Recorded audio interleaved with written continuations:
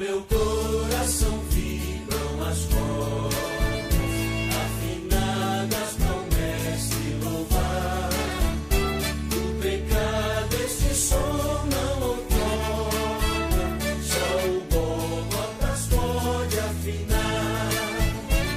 Aleluia, glória a Deus, e no Gólgota minha alma afinou. Aleluia, glória a Deus, e no Calvário a minha alma afinou. Também fomos no mundo afinados, mas não era agradável o som.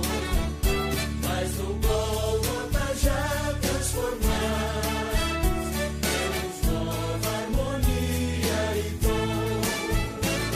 Aleluia, glória a Deus, e no Gólgota minha alma afinou. Vem aí, mais um programa da Rádio Web Farol. Um programa da Igreja Evangélica Assembleia de Deus de Laguna. Pastor Presidente, Levi Silveira. Coordenação, Pastor Carlos Alberto dos Anjos.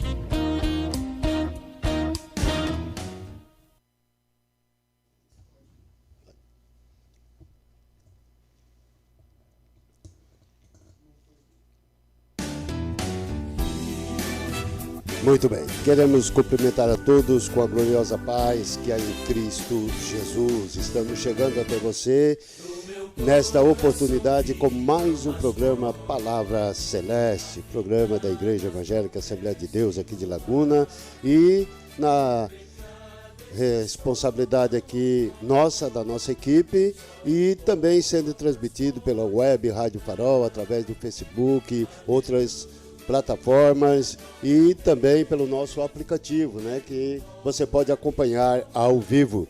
Com muita alegria, nós aqui estamos querendo que Deus, querendo e crendo que Deus tem uma bênção toda especial para nós que aqui estamos, e também para você que está aí nos acompanhando ao vivo ou depois em outra oportunidade nos acompanhando nessa programação. Queridos, nós queremos mandar o nosso forte abraço ao nosso pastor presidente, que Deus abençoe, nosso carinho a ele, e desta feita então também cumprimentando a ele, nós cumprimentamos a todos os obreiros integrados, aos obreiros voluntários, também em especial ali ao nosso obreiro de Cabeçuda, pastor Ariel, que Deus abençoe todos os obreiros de Cabeçuda, a congregação de Cabeçuda. Fica aqui o nosso carinho, nosso abraço. Também o nosso carinho a todos os grupos a qual compartilhamos nesta oportunidade. O Grupo Família Abreu e Parentes, Grupo Família ICC, Grupo do Círculo de Oração Getsemane, que é o Círculo de Oração Masculino ali de Cabeçuda, como também o Grupo Monte das Oliveiras, ali que é o Círculo de Oração Feminino de Cabeçuda. Deus abençoe. Também o Grupo Auxílios EBD. Um abraço a todos os professores deste grupo abençoado, e o nosso carinho a todos os professores então do nosso Brasil.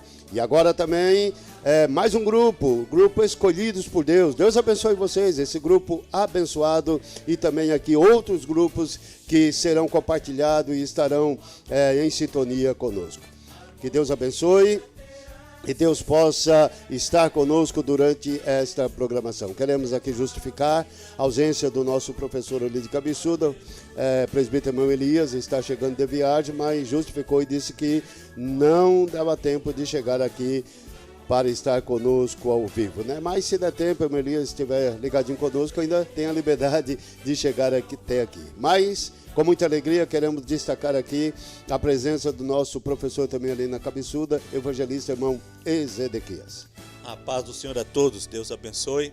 Você que pode então participar conosco, né, dessa reunião aí pelas plataformas Facebook, YouTube e também pela plataforma da Rádio Web Farol, né, compartilhando também, dando, né, o seu joinha, né, assim vai fortalecendo aí e a palavra de Deus vai sendo disseminada, né, para todos os povos.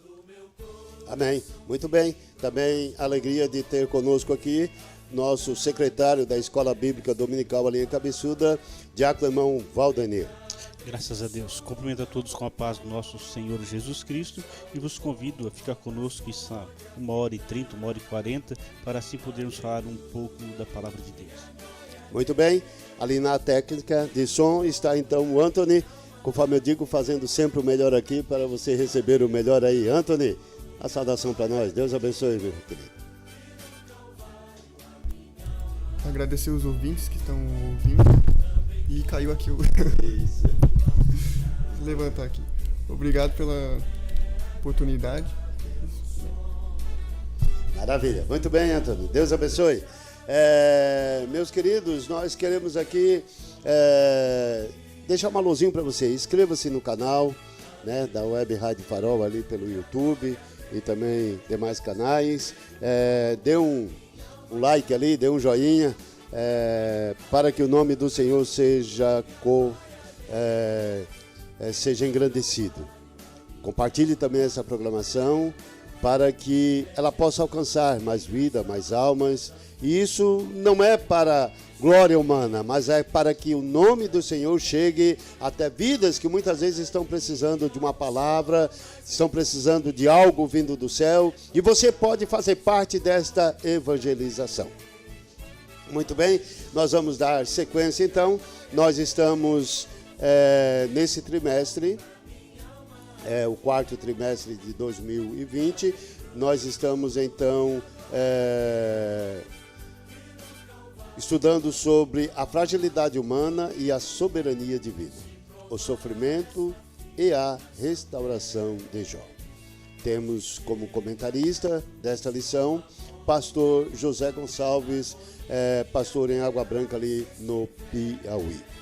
E desta feita nós então estamos na lição de número 4, onde vamos estudar o que é drama.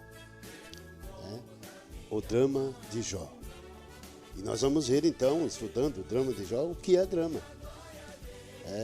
Vamos estudar sobre esse assunto, sobre o assunto que o patriarca de Uz, ele passou na sua vida, aqui, nessa terra.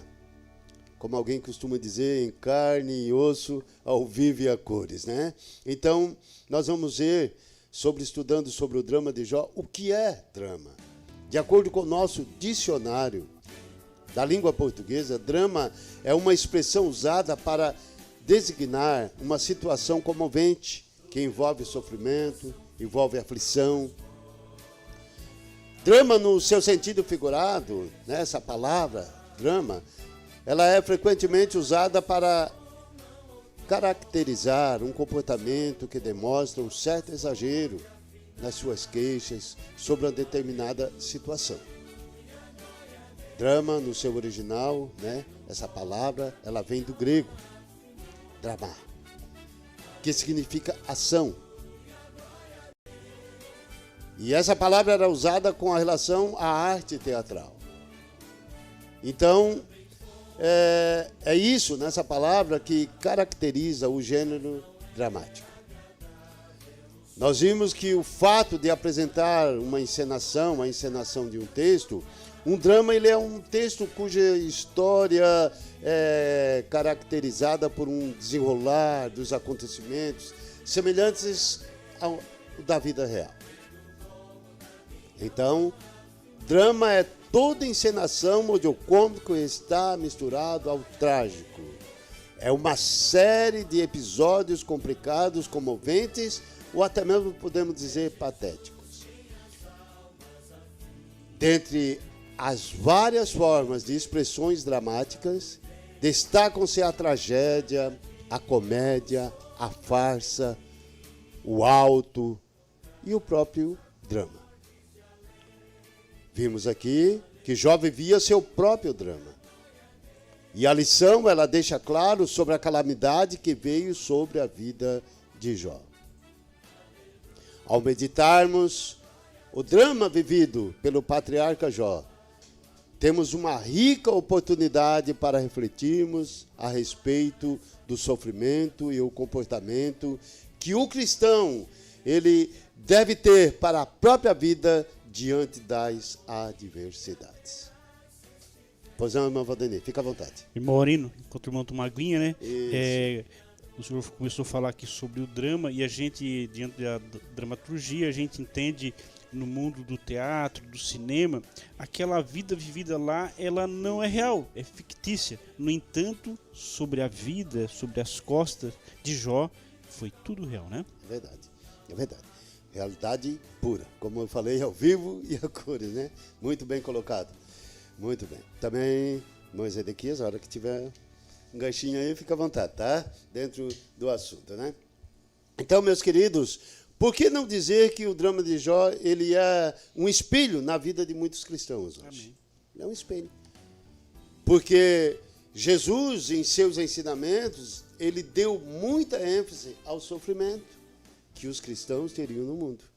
Jesus não disse, ó, vai lá que vai ser só chave de casa, de carro, chave de casa. Jesus, ele deu ênfase a isso. João 16:33, a qual nós anotamos ali, o irmão vai fazer menção para nós continuarmos então a linha de raciocínio. 33 do capítulo 16 do Evangelho de João. Tenho-vos dito isto, para que em mim tenhais paz. No mundo tereis aflições, mas tendes bom ânimo. Eu venci o mundo. Vejam bem que Jesus não negou que teríamos sofrimento neste mundo. Jesus não disse que, olha, é só sentar ali na redinha e balançar e cantar que eu quero trabalhar para meu Senhor, cantar que está tudo bem. No mundo tereis aflições. E ele, após um alerta, tenho-vos dito isso, para que em mim tenhais paz, porque a paz só se encontra em Jesus. O mundo prega a paz. A ONU prega a paz. A ONU prega a paz. Né? Muitos líderes religiosos, eles pregam a paz. Mas Jesus disse que a paz só se encontra nele. Só teremos paz em Jesus. Porque no mundo tereis aflições. Só que ele deixa bem claro, mas tende bom ânimo. E ele diz, eu venci o mundo. Então o mundo já está vencido. E alguém diz, e vós vencereis também, mas não está no texto. Não está no texto. Mas subtende-se entender que se Jesus venceu o mundo e nós estamos com Jesus, a igreja de Jesus é vencedora também. Então Jesus, ele não negou que teríamos sofrimento neste mundo. E nós podemos observar que ele prepara os seus discípulos para vencer o sofrimento, assim como ele venceu. E nesse aspecto, a grande diferença entre quem tem confiança em Cristo está na forma que se passa pelo caminho do sofrimento. Passar pelo caminho do sofrimento. Nós falávamos agora, antes de entrarmos, sobre o que Jesus colocando na vontade do Pai, né? Se for possível, passa de mim este cálice, mas não se faça a minha vontade, mas se faça a tua vontade. Então nós vimos que o sofrimento, ele é bem patente nos dias da humanidade. E Jesus, como homem, também sofreu e deixou bem claro que esse sofrimento viria de encontro a todos que quisessem seguir a ele, seguir a palavra do Pai. Assim, então, nós vimos que Jó, ele é um grande exemplo de fé, paciência a todo cristão. Ao cristão que deseja vencer aqui, neste mundo, e estar com Jesus ali na glória, Apocalipse 2:7 nos diz... 2:7. Apocalipse 2:7, isso. Quem tem ouvidos, ouça o que o Espírito diz às igrejas. Ao que vencer, dar-lhe-ei a comer da árvore da vida, e que está no meio do paraíso de Deus. Maravilha. Olha, quem tem ouvidos, então, para começar, tem que ter o ouvido para escutar. E esse ouvido não é o nosso ouvido aqui, canal, é o ouvido espiritual. Ouça o que o Espírito diz às igrejas. Então, se vencer, né? A palavra de Deus ela é bem enfática em afirmar que aquele que perseverar até o fim.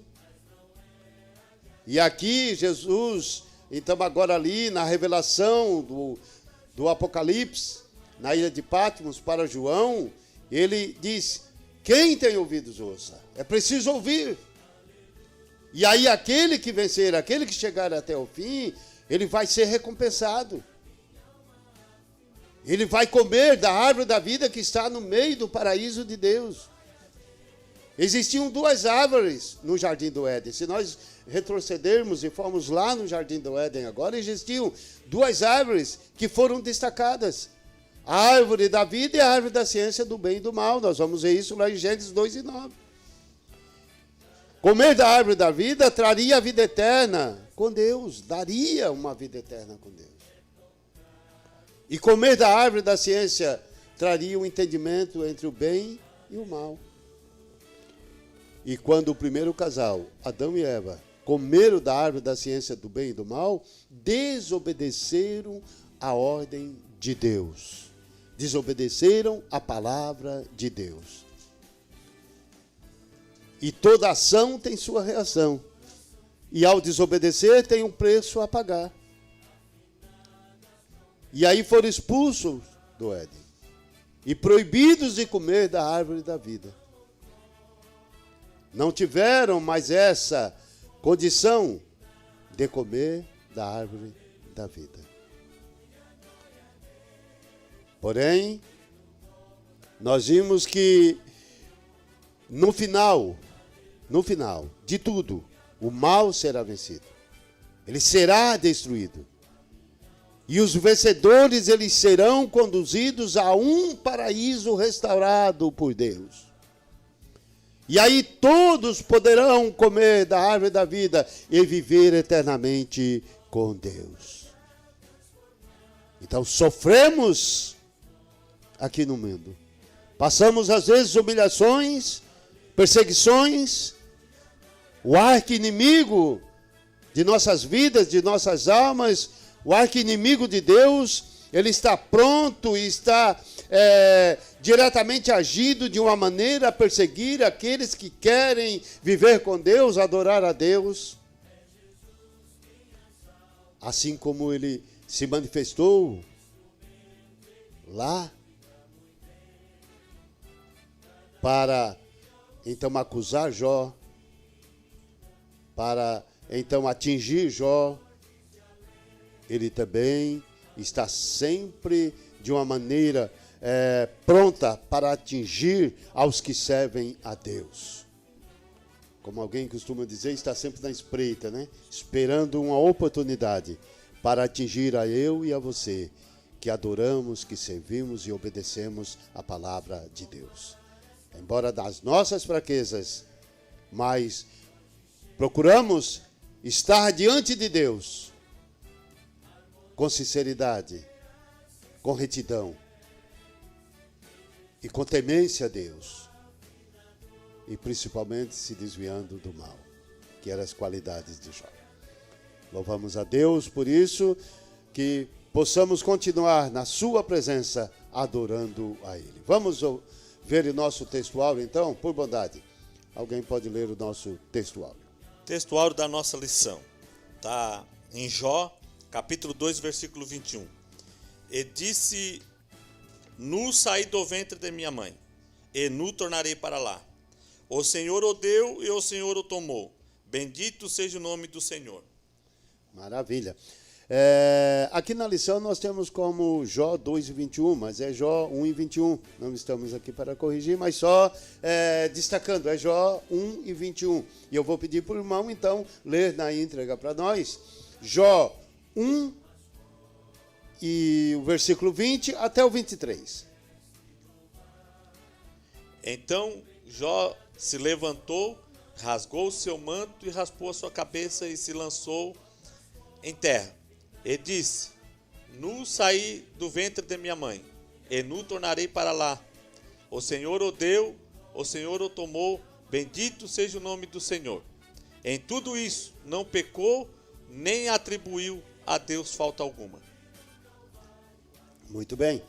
Então, nós vimos uma coisa aqui que nós podemos notar, que Jó não escondeu o seu desgosto, né? Humanamente falando, em muitas coisas, às vezes até nós ficamos abatidos, há um desgosto, e Jó não escondeu. Só que mesmo no seu desgosto, ele não perdeu a sua fé em Deus. É o segredo, é não perder a nossa convicção, a nossa fé em Deus. Né? As emoções de Jó demonstravam que ele era humano. Ele amava a sua família. Mas Deus estava em primeiro lugar na sua vida.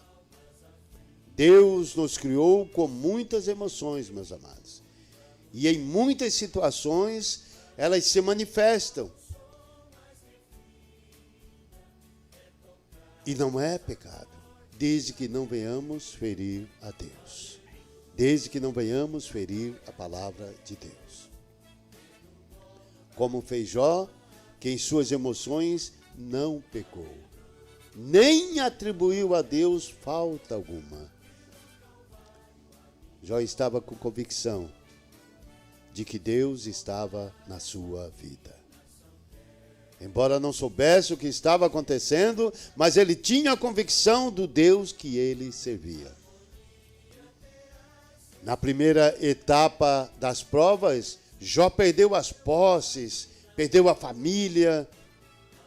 Porém, nós observamos em sua história que ele reagiu de uma forma justa, de uma forma justa para com Deus, ao reconhecer-lhe a soberania e a autoridade sobre tudo que Deus lhe dera. E aí nós podemos observar que o inimigo das nossas almas perdeu este primeiro round. Jó passou no teste.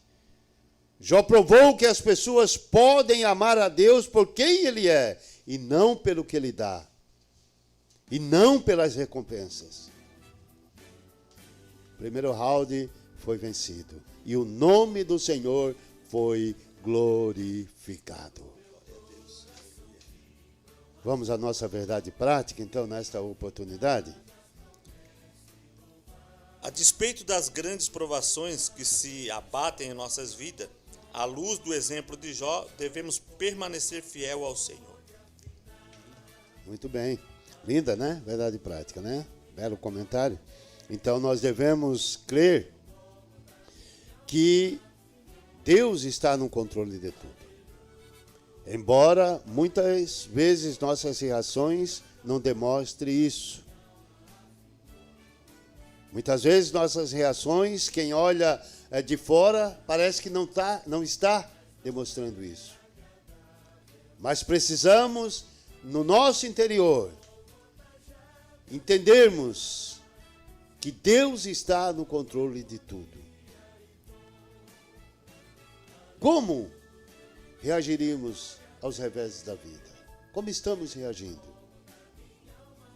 Será que questionamos com Deus, porque eu?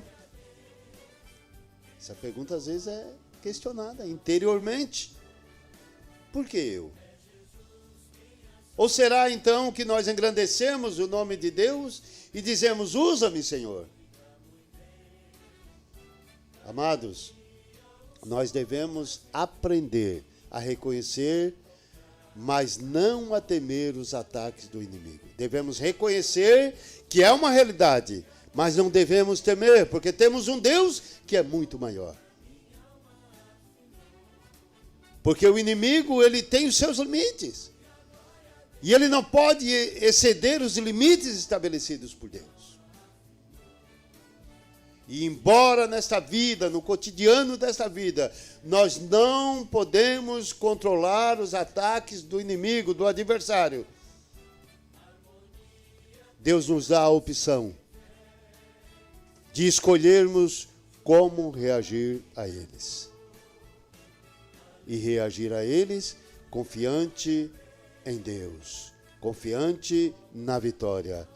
Em um todo, entender que Deus está no controle de tudo e permanecermos fiéis.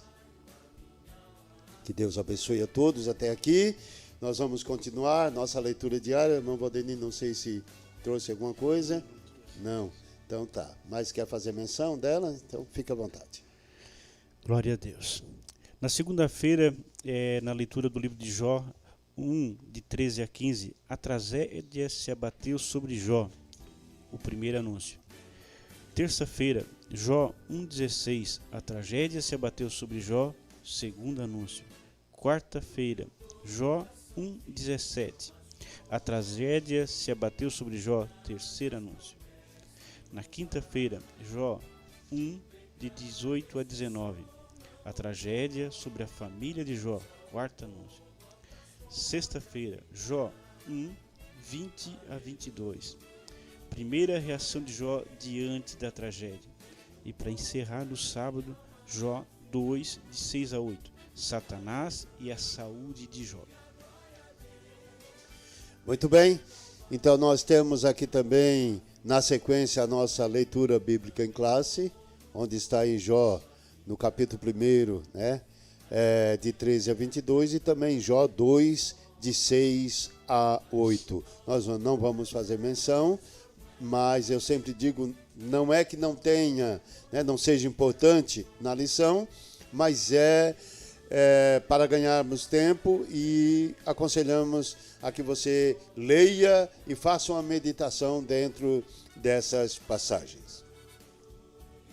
Nosso objetivo geral, mostrar que Jó manteve sua fidelidade a Deus. Aí nós já vamos entrar no nosso comentário, mas antes vamos ver com o Antônio ali se temos alguém já participando nas nossas plataformas aí. Será uma alegria para nós.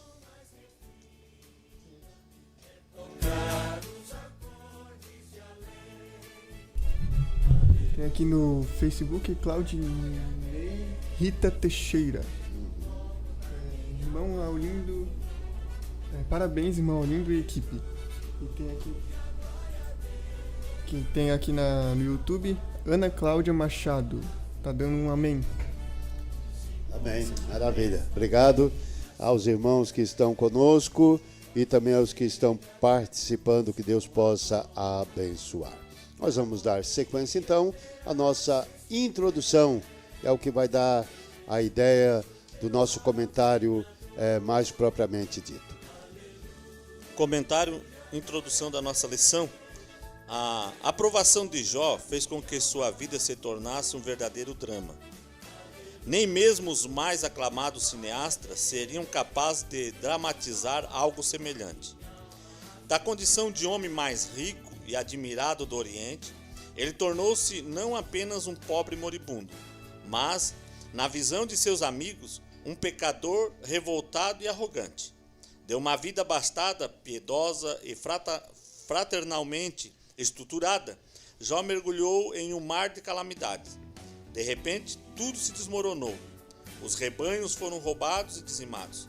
Os empregados foram assassinados e outros mortos em desastres aparentemente naturais. Os filhos, seu bem mais precioso, morreram. Cenas difíceis de esquecer. Refletir sobre como Jó reagiu a tudo isso é o objetivo desta lição. Obrigado, evangelista.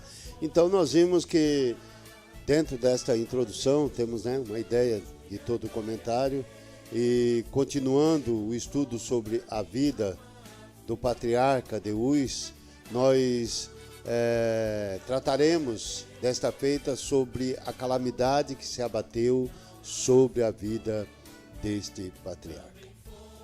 Nós vimos que Jó, ele tinha uma vida abastada, piedosa, estruturada, isso na família, isso no cotidiano do dia a dia, e de uma vida assim, equilibrada, de uma vida, podemos dizer assim, totalmente abençoada, olhando aos olhos humanos. Jó mergulhou em um mar de calamidades. Jó estava em um patamar elevadíssimo, vindo a despencar em todas as esferas da vida. Em um gráfico estaria, então, indo de um ponto acima, num ponto positivo, a um ponto lá abaixo, negativo. Jó perdeu seus bens, seus filhos, sua saúde, o apoio de sua esposa, o apoio de seus amigos. Jó caiu não apenas ao chão, mas desceu aos vales mais tenebrosos. Jó foi nocauteado, jogado na lona, e aí com golpes duríssimos. O patriarca não tinha mais forças para se levantar. Sua vida tornou-se um verdadeiro drama. Mas a história de Jó, o seu drama, nos dá um ensinamento muito lindo. Nos ensina que por pior que seja a situação, por mais sombria que seja a realidade, Deus é poderoso para reverter o quadro e trazer-nos à tona para respirarmos, para termos consolo. A partir desse drama, temos então aí a oportunidade de refletir a respeito do sofrimento e o modelo de comportamento que o cristão deve ter para a sua própria vida, diante de todas as adversidades que a vida oferece. Pois, meus amados, com Deus na nossa vida, com Deus no nosso barco, com Deus no cotidiano, noites escuras e frias, pode converter-se em manhãs cheias de luz e de calor, se nos mantivermos justos, sinceros diante de Deus. Provérbios 4:18, pedi para o irmão ler para nós. O irmão Valdenice coçou aí, parece que se tiver alguma coisa também pode falar. E também, irmão Zedequias, fica à vontade, tá? Provérbios 4:18. Mas a vereda do justo é como a luz da aurora, que vai brilhando mais e mais até ser dia perfeito. Obrigado, irmão. Mas a vereda dos justos. Então veja bem, mas o caminho do justo, mas a direção do justo.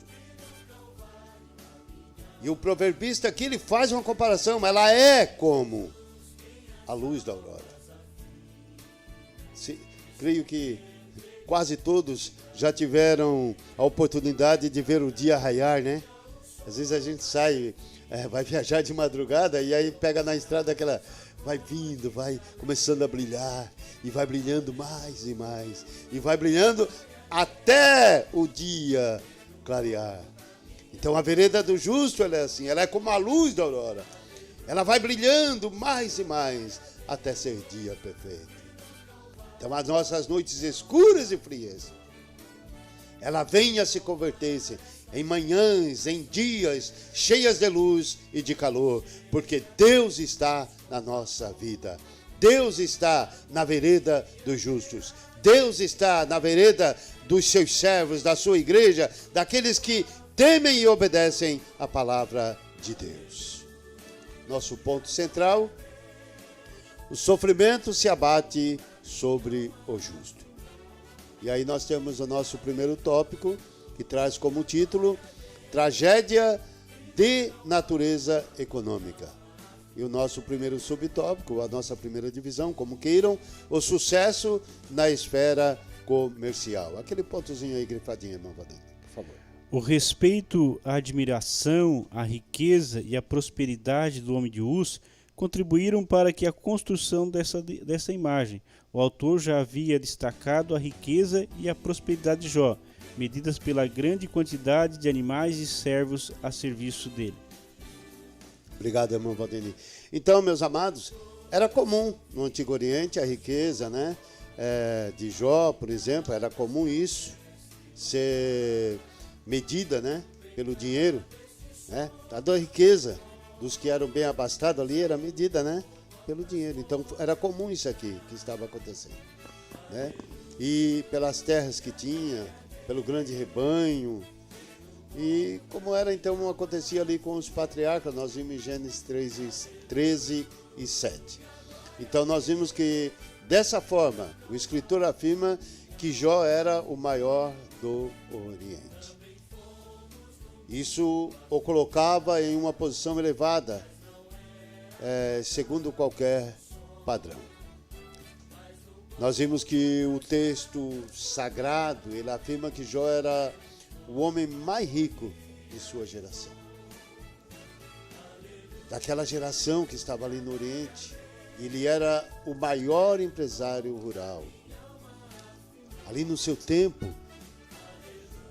a Bíblia, o texto, ele afirma que ele possuía 7.000 ovelhas, 3.000 camelos, 500 juntas de boi, 500 juntas de jumento.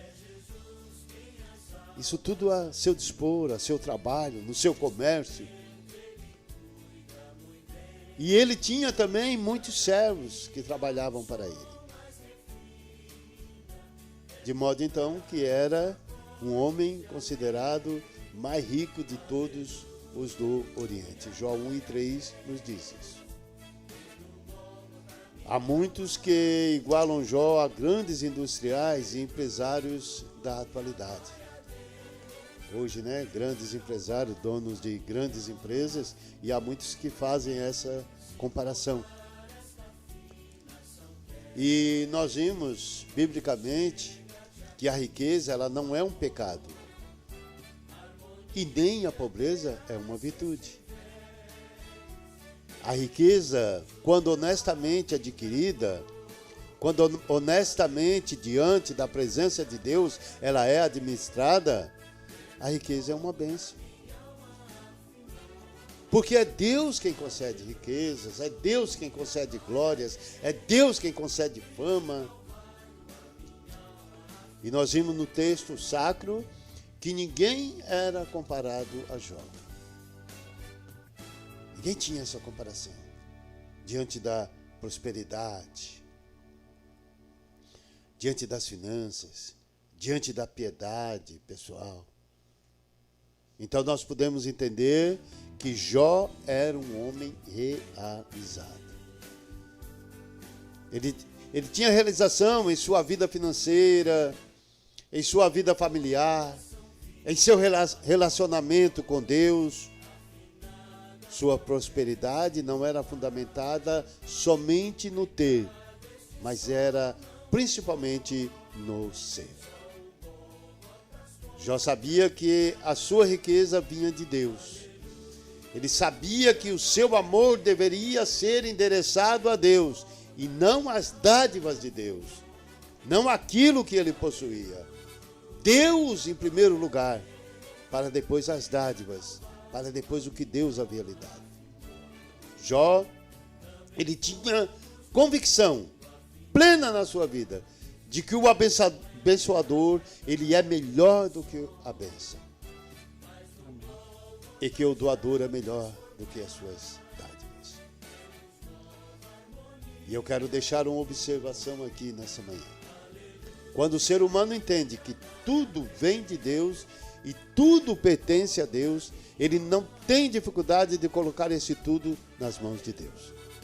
Porque ele passa a entender isso. Ele passa a entender que tudo vem de Deus. Tudo pertence a Deus.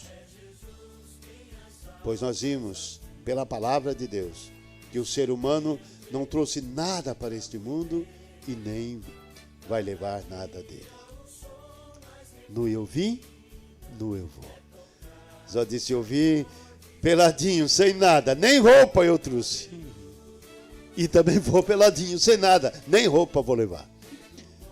Que Deus possa nos abençoar a entender essas dádivas, a entender essas maravilhas. Eu vi o irmão Zedequias se coçar. Se tiver alguma coisa dentro do assunto, fica à vontade, meu amado. É uma alegria para nós. Dentro da analogia que a gente pode fazer, e vou pegar o ganchinho que o irmão falou, que muitos o comparam, é que é uma analogia que a gente pode fazer humanamente, dentro da lição, o seu sucesso comercial, devido à sua grandeza dos animais que dava para nós olharmos hoje, pro dia de hoje. 7.000 ovelhas. A ovelha ela tanto produzia para um comércio laticínio, que era o leite, como produzia lã para tercearias, para a época para a produção de roupas.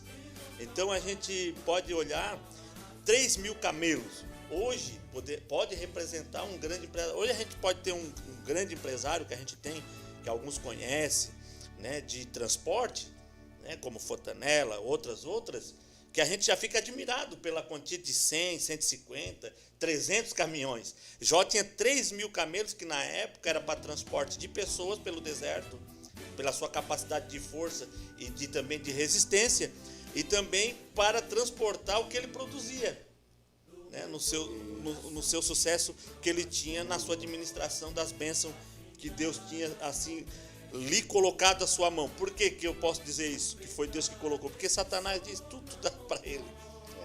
Por isso que ele te serve. Senão Satanás não ia fazer essa expressão. Então nessa analogia, irmão, a gente pode ver a grandeza, né, e também do drama que ele viveu emocionalmente, né, dentro do seu físico, social. Foi um baque, né? Agora eu estou no meio dos grandes empresários, eu sou um dos maiores, né? Tenho aqui 3.000 camelos para transporte das minhas produções, né? Também do povo que trabalha comigo. A gente pode olhar que ele também, pelas 500 juntas de boi, né? As 500 jumentas.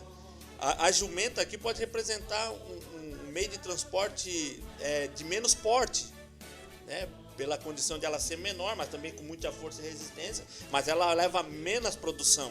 Mas também pode ser, né, uma transportadora aí de mercedinhas, de caminhão toco, né, ou também até de truque, né? E isso nós fazendo uma analogia para ver como esse drama, talvez nenhum de nós, né, irmão, podemos chegar nem perto. A gente passa pelos nossos dramas, porque a própria Bíblia vai dizer que a cada um Deus dá conforme a sua capacidade de resistência. Então tudo que nós passarmos nessa terra, seja por perca de ente querido, ou seja por perca na esfera também do nosso sucesso de produção, de ganharmos, né, o dinheiro, de fazermos às vezes até uma riqueza, né, tudo isso ainda nós não podemos nem numa analogia mais fútil, se quiser, se comparar ao drama de Jó. Porque a gente pode olhar que os homens mais ricos hoje talvez não chegam a essa capacidade, porque eles não são vistos como um dos maiores. Porque se você for olhar o contexto, eles podem ser grandes em ter, mas são pequenos em ser.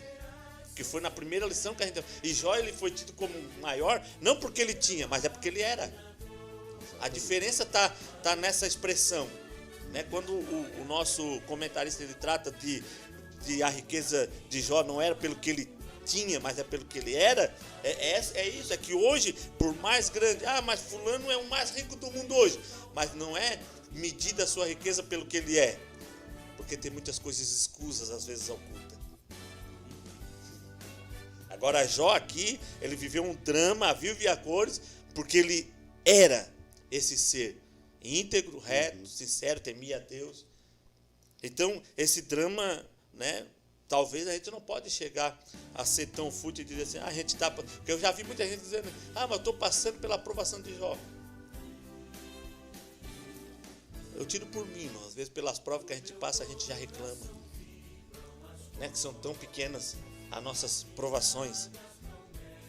A gente às vezes até quer questionar com Deus, como, né, o nosso evangelista aqui já pronunciou, mas para quê? Porque eu...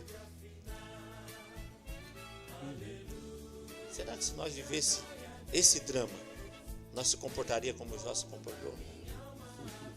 Trazendo para a nossa realidade. Então, tomara que o Espírito Santo traga a nós hoje uma forma diferenciada de olhar as nossas provações e o nosso comportamento quanto a elas. Pararmos de reclamar, de questionar, aceitando, né, a vivência, aprendendo, porque nós temos... Um dia me perguntaram, mas você não sente saudade do seu falecido pai? A gente não vê você chorando, você se lamentando, nem quando nós estávamos no velório, que eu sempre digo que foi um marco, né, o velório do meu falecido pai, porque eu nunca, até hoje, já fui em vários velórios, né, de pessoas que eram dedicadas a Deus, e eu não vi um culto como aquele, de salvação de almas, de batismo com o Espírito Santo, de renovação daqueles que estavam tristes dentro daquele culto, num dia das mães. Agora, às vezes eu fico pensando, a minha resposta é para eles, sabe por que eu não choro e não fico triste? Porque a minha esperança é uma. E Paulo ele afirmou em 4 de Tessalonicenses que a palavra de consolação nos momentos, está na Bíblia. Esses momentos difíceis, vamos para a Bíblia, nós vamos ver que Deus está conosco, segurando na nossa mão e está dizendo, a vitória é sua esperança, é que nós, eu digo sempre, é porque eu vou me encontrar com Ele. Essa esperança eu não vou perder. Eu vou abraçar o meu Pai de novo. Aleluia. Eu vou voltar a conviver com Ele. Por isso que eu não sofro. Por isso que eu não vivo me lamentando e me lamentando. Sabe por quê? Porque eu fico pensando, o que é uma pessoa sem esperança? Nos dias de drama. Por isso que na passagem que o irmão falou aqui, e eu quero afirmar, já quero terminar aqui a minha colocação, quando tudo está em Cristo e a paz está em Cristo, que ele mesmo falou, né? É a paz em mim que vocês vão encontrar, porque no mundo vai ter aflição. Essa segurança é nisso, é na nossa esperança. Ele estava dizendo, ei, não perca a esperança. Seja um homem de esperança, seja uma mulher de esperança, seja um jovem de esperança. A gente veja hoje em dia, eu estava dando uma olhada, a gente está vendo, irmão, quantos jovens se abatendo em crise de pânico, de depressão, de ansiedade. Quantos jovens? Está crescente isso. Tem especialistas já preocupados com isso. De 12, 14 anos, e às vezes você pode dizer assim, mas como não tem preocupação uma criança de 12, né? Não tem. Mas isso é uma realidade, sabe o que é? É que nós temos que levar a esperança. A esperança é que a paz que Cristo deu. Ele disse em outra passagem, né? Eu vos dou a minha paz e não dou como o mundo dá. A minha paz ela é diferenciada. Sabe por que é diferenciada a paz de Cristo? Porque em Cristo, o salmista Davi, nos Salmos 42, se não me foge da memória, ele expressa muito bem isso. O que é ter a esperança? Porque ele vai dizer, tu me cercasse com cânticos de louvores de libertação. Ele vai me dizer, tu és o meu esconderijo, onde eu me escondo e descanso. É isso que nós temos que, né, hoje, pela luz dessa palavra de Jó, vendo esse sofrimento, esse drama, olhando para a nossa vida, que a gente tem os nossos dramas, a gente Aleluia. tem os nossos momentos difíceis, que talvez você pode estar passando um vendaval, que nas suas forças você diz assim, não, mas está impossível. É essa esperança que nós queremos passar nessa manhã para você. Acredite, Deus está com você, segurando na sua mão e está dizendo, a vitória é sua. Amém. Amém. Maravilha de Deus. Enquanto você falava sobre esperança, eu me lembrava aqui, né? A definição desse vocábulo. O nosso dicionário define esperança como atitude de esperar o que se deseja. Atitude de esperar o que se deseja. E muitos já perderam, já não têm mais essa atitude porque não desejam mais. Então, já não deseja mais a vitória, perdeu a lógica, não deseja mais o céu, não deseja mais Cristo na sua vida, enfim, esperança, atitude de esperar o que se deseja. Jó, agora já ali sendo esmagado, posso dizer assim, né, pelos seus amigos, ele diz assim, ainda que ele me mate, nele eu esperarei. Isso é esperança. Isso é uma atitude de esperar o que ele desejava. Ele desejava o Redentor, que ele sabia que vivia na sua vida. Que nós possamos seguir este modelo, este exemplo de fé. E alguém faz a pergunta, e nós cristãos hoje, será que podemos ser igual a Jó? E eu faço uma colocação. Nós não podemos, nós devemos ser igual a Jó. Pois não, irmão? O irmão Aurino, fazendo a comparação também de um outro fazendeiro, aquele que fez uma grande safra e derrubar tudo para fazer coisas maiores, né? Os irmãos já sabem qual a passagem, inclusive, mas o que eu quero dizer assim, é que o irmão Jó, ele sabia para onde ia, e aquele outro louco, se esta noite pedir a tua alma, né? Então olha só que diferença, né? Uma diferença bem grande, né? Um tinha certeza, o outro queria, mas não. Deus está nesse negócio, porque essa parábola ela está mais na frente um pouquinho, nós vamos... Isso... Já estava até aberto. Exatamente, já está aberto, é o próximo, né? Muito bem, meu irmão Denis. E isso aqui é porque nós não ensaiamos, não conversamos, então é o Espírito Santo que está no controle deste negócio. Que Deus abençoe. Segundo subtópico, então, o sucesso na esfera do campo.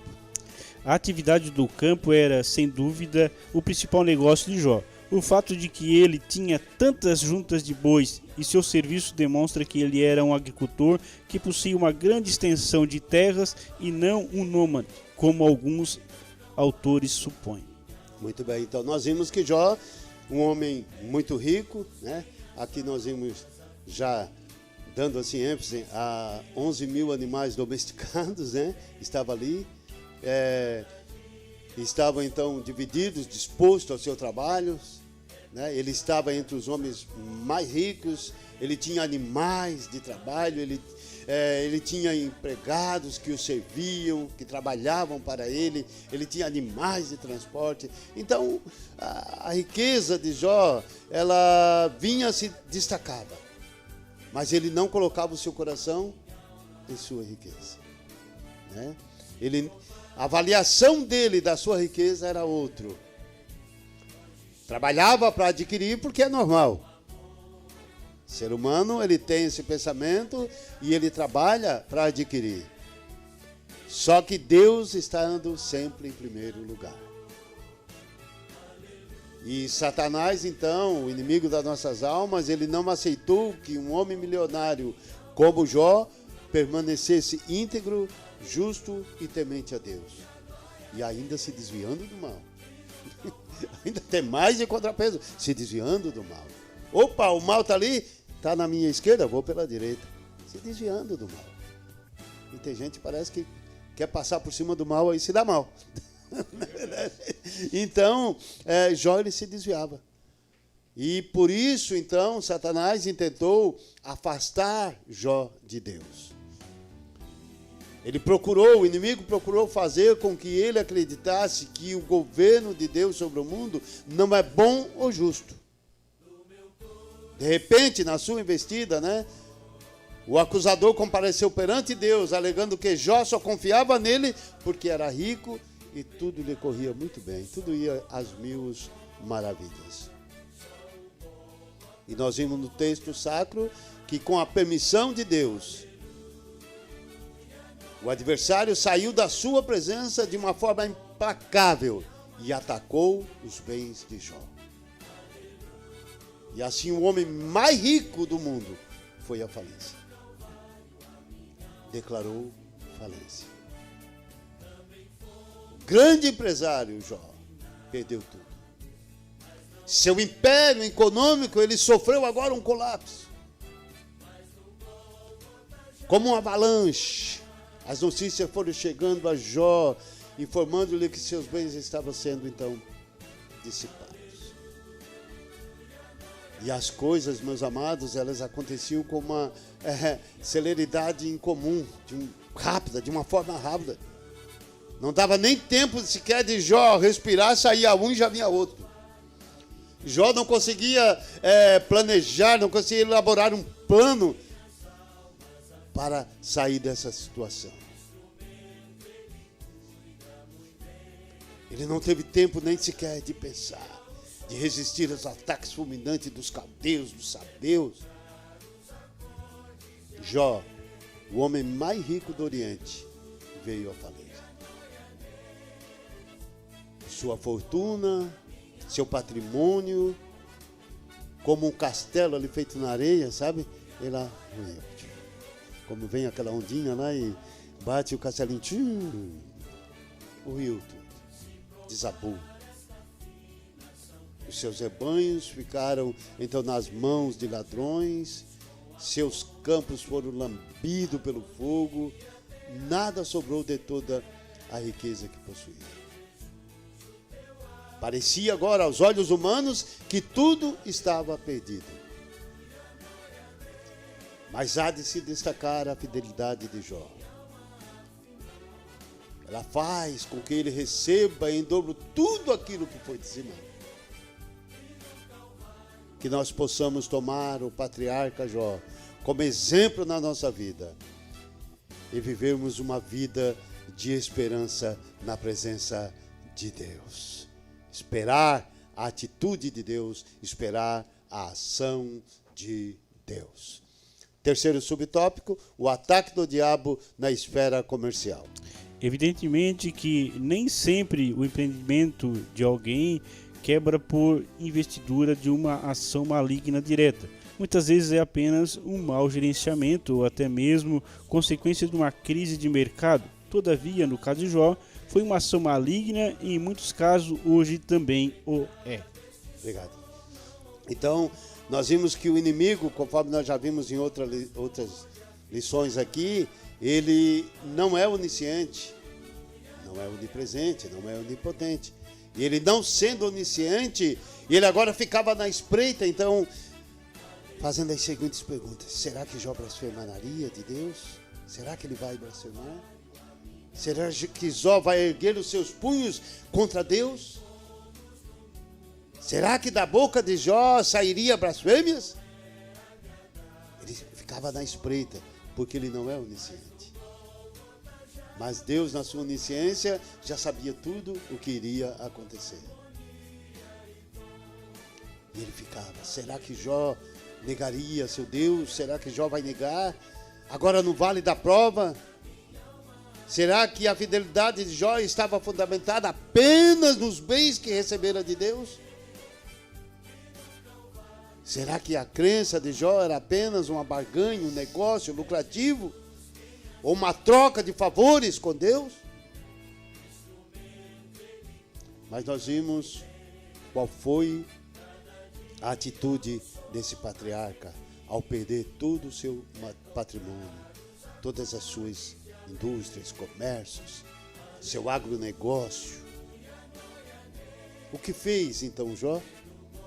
O texto sagrado, ele nos enriquece a nossa fé, ele nos dá assim um ânimo tão grande, porque ele afirma que no exato momento que sofreu o golpe, o patriarca de Uz prostrou-se, mas não foi para blasfemar contra Deus, mas para adorar a Deus. A Bíblia diz que ele prostrou-se e adorou a Deus. Exatamente. Longe de atribuir a Deus qualquer culpa, ou até mesmo se revoltar-se contra Deus.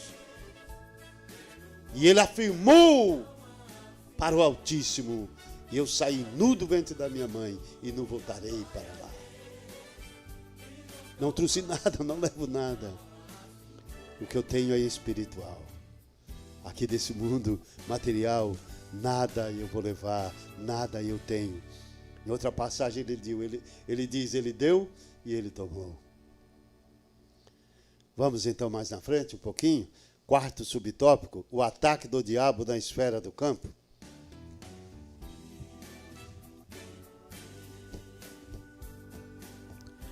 Evidentemente... Opa! É isso mesmo. Evidentemente que nem sempre é um empreendimento. Isso, é porque eu já havia lido aqui embaixo, Maurinho. Tá. Evidentemente que nem sempre o empreendimento de alguém quebra por investidura de uma ação maligna direta. Muitas vezes é apenas um mau gerenciamento ou até mesmo consequência de uma crise de mercado. Todavia, no caso de Jó, foi ação maligna, de muitos casos, hoje também o é. Muito bem. Então nós vimos, eu não observei aquela hora, fui para o celular e não observei que você havia pulado. Perdão.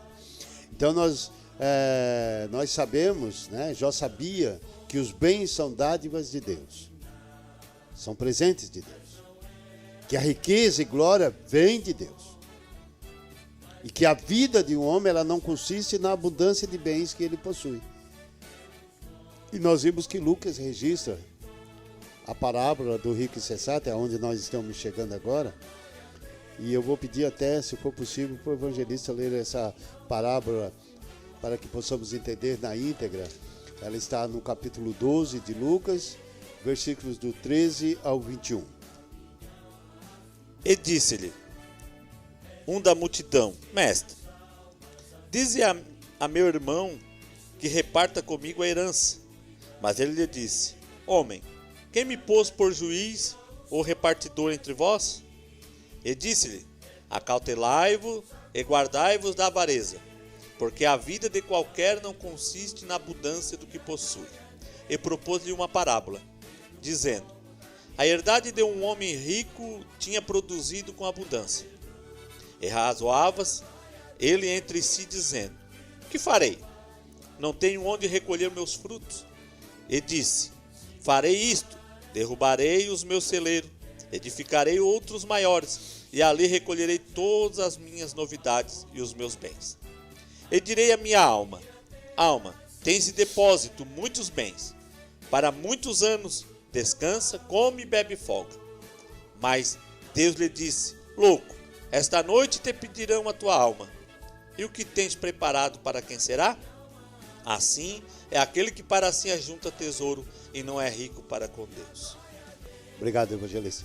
Então nós vimos, queridos, que problemas como esse, né, nós estudando mais um pouquinho a fundo, nós vimos que eles eram levados com frequência aos mestres da época, para que fossem resolvidos.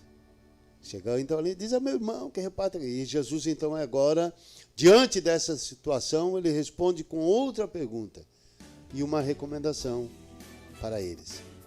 Jesus, ele não desviou o foco, ele não mudou de assunto, mas ele continua então agora mostrando um exemplo. Jesus aponta para outra questão que é importante: a atitude correta em relação à acumulação de riquezas.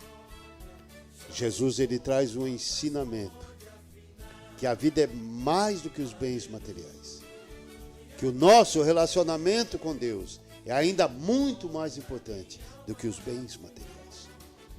Jesus mostra em seus ensinamentos que o reino de Cristo, ele é espiritual, ele não é deste mundo. O reino de Cristo, ele não é material, ele é espiritual. Matt Henry, no seu comentário bíblico, eu estava lendo isso aqui, eu fiquei até bem assim, uma coisa gostosa dentro de mim, porque é um comentário que enriquece. E ele então, em seu comentário bíblico, ele diz que o cristianismo, ele não se envolve com as coisas deste mundo. O cristianismo, ele não se envolve em política. O cristianismo, ele não está envolvido com as coisas mundanas, com as coisas que enaltecem o ser humano. Mas o cristianismo, ele tem seu compromisso com as coisas de Deus. Eu achei um comentário muito, muito rico para nós. O cristianismo, ele traz um compromisso para que possamos agir, proceder com justiça diante de Deus. Para que possamos agir de uma forma de estar na graça de Deus. E estar na graça de Deus é estar no favor imerecido de Deus. O cristianismo, ele não estimula as expectativas de vantagens mundanas por meio de religião, por meio de A ou por meio de B. A recompensa do cristão, ela não vem deste mundo, ela é de outra natureza, ela vem de outro portal, ela é espiritual. E nós vimos então, amados, que o alerta nessa parábola é contra a cobiça. Porque a cobiça, ela se mostra como? Com um forte desejo de possuir coisas. Cobiça, eu quero ter, eu preciso ter. Não é uma cobiça, é um forte desejo de possuir algo. E Jesus, ele sabe que o apego a posses, ela pode dificultar o nosso andar com ele, o nosso relacionamento com ele. E o ensinamento aqui é do ponto de vista de amar as coisas e ocupar-se com elas. É ter o amor mais excessivo às coisas materiais do que às coisas espirituais. E esses dois assuntos estão estreitamente relacionados. Nós sabemos que as riquezas, elas podem representar um perigo para aqueles que as têm, porque ele cada vez tem mais. E ela também pode representar um grande perigo para aqueles que não as têm, porque quer ter a toda maneira, a todo modo. Quando Jesus se dirige a ele, adverte contra o perigo de querer cada vez mais. E Jesus ressalta a importância de confiar em Deus, que é o que nós devemos fazer, confiar em Deus, e não nas riquezas. Jesus enfatiza que a verdadeira vida e felicidade de uma pessoa, elas não podem ser medidas pela quantidade de posses. No versículos 20 e 21, ele diz assim: mas Deus lhe disse, louco, foi o que você citou, esta noite te pedirão a tua alma. E o que tu tens preparado? Para quem será? E aí ele acrescenta, né? Jesus acrescenta um subsídio ali, uma coisinha. Assim é aquele que para si ajunta tesouros e não é rico para com Deus. Ajunta tesouro quer dizer ser rico aqui nessa terra, mas não é rico para com Deus. É conhecidíssimo nessa terra. Tem seu nome estampado nos jornais, nas vitrines, na mídia aqui nessa terra. Mas não tem o seu nome estampado no céu. Não tem o seu nome escrito no céu. Não tem o seu nome escrito no livro da vida. Não tem o seu nome conhecido no céu. Jó tinha o seu nome escrito no céu. Jó tinha o seu nome conhecido no céu. Quando Satanás chegou diante de Deus, Deus disse: observasse o meu servo Jó? Jó era conhecido no céu. Nós vimos nessa parábola que o destino do louco rico, ele é generalizado a todos aqueles que estão preocupados com possessões aqui nessa terra. Porque aquele que está preocupado com as coisas aqui desta terra, com riqueza, ele ajunta tesouros, ajunta riquezas para si. E ele não é rico para com Deus. Ele não compreende o verdadeiro objetivo da vida. E Jó tinha um discernimento espiritual quanto a este assunto, que lhe deu forças para vencer as investidas de Satanás. O relato bíblico, ele é enfático em nos dizer, em tudo isso, Jó não pecou e nem culpou a Deus em coisa alguma. Jó 1:22. Diante daquele quadro, o evangelista irmão Ezequias, ele não pecou, ele não culpou Deus. E ele tem uma relação espiritual com Deus, por isso era conhecido no céu. Síntese do tópico primeiro, quer ler para nós? E também um comentário. Maravilha. Só para a gente dar uma analisada assim, um pouquinho mais profundo sobre os ataques nas esferas, eu sempre tenho comigo que Satanás ele nunca ataca de forma que ele vai perder. Eu sempre tenho isso comigo. A nossa vitória está em Cristo, está em que Deus ele sempre intervém por nós. Mas quando ele vem com ataques que vai nos derrubar. Porque se nós analisarmos, às vezes passa desapercebido nos textos que a gente lê, porque a gente foca muito na fé de Jó. Mas Jó, ele sofreu esses ataques como pessoa. Então ele também sofreu no seu corpo, esses ataques. Quando ele recebe os ataques no âmbito da esfera comercial, e também e quando é a mesma coisa como nós. Jó perdeu o sono. Jó teve insônia quando ele teve esses ataques. A própria Bíblia vai dizer isso nos textos, que ele perde o sono. Ele teve insônia, lá no capítulo 7, versículo 4. Perdeu o sono. Ele sentiu isso no físico. Agora, como pessoa, ao receber as notícias, ele sentiu calafrios, ele teve febre. Se nós fôssemos olhar nos dias de hoje, ele entrou até num quadro, vamos dizer assim, de depressão, de tristeza, de angústia profunda. Porque quando quem já tratou de pessoas com problema psicológico e que faz por muitos anos na terapia junto com psicólogos e psiquiatras, nosso corpo, em momentos de angústia e de tristeza, ele produz enfermidades. Se você não tá, isso é devido àquilo que a gente está passando no nosso dia a dia. A falta de sono faz a gente entrar num estado de debilitar o nosso cérebro. A gente perde uma enzima que é chamada de melanina, e isso pode trazer consequências de dores, que é chamado hoje pela medicina, na ciência, como fibromialgia. A dor corre pelo corpo todo e você vai no médico e o médico não dá uma situação. Até o ponto que ele diz, você está com fibromialgia. Aí o médico vai dizer, você tem que fazer um tratamento para a sua mente. Vão dar remédio. Jó, ele passou essas consequências. Só para nós ilustrar aqui com o nosso comentarista botou, né? Ele botou assim, ó, no âmbito físico, Jó teve insônia, perdeu peso, ficou com os olhos vermelhos e olheiras profundas, emagreceu, tinha calafrio, dores nos ossos, a pele enegrecer e descascava, está lá no versículo 28 e 30, né? Tinha febre, furúnculos que coçava, e no social, que foi outra parte que ele sofreu também, a rejeição. Isso, a gente, quando você pode, né, talvez você já ouviu essa expressão, né? Quando eu tinha dinheiro, estava rodeado de gente. Agora eu não tenho dinheiro, cadê? Sumiram tudo. Jó também. Quando ele era visto como um juiz lá, um cara sábio, todo mundo ia lá ouvir. Agora, maniava a cabeça. Até as crianças, diz o texto, né? Que até as crianças zombavam dele. Olha lá o falido Jó. Olha lá, tinha de tudo, agora está morando lá num casebre, está andando de bicicleta. Então, ele sofreu tudo isso como pessoa. Agora, o interessante é que mesmo ele tendo que coçar as suas ursas com caco de telha, aí é que a gente vê que ele não esmureceu. Numa expressão mais popular, ele não fez como um avestruz, né? Ele não escondeu a sua cabeça num buraco e deixando o corpo todo de fora, não. Ele foi de frente, mas ele se posicionou.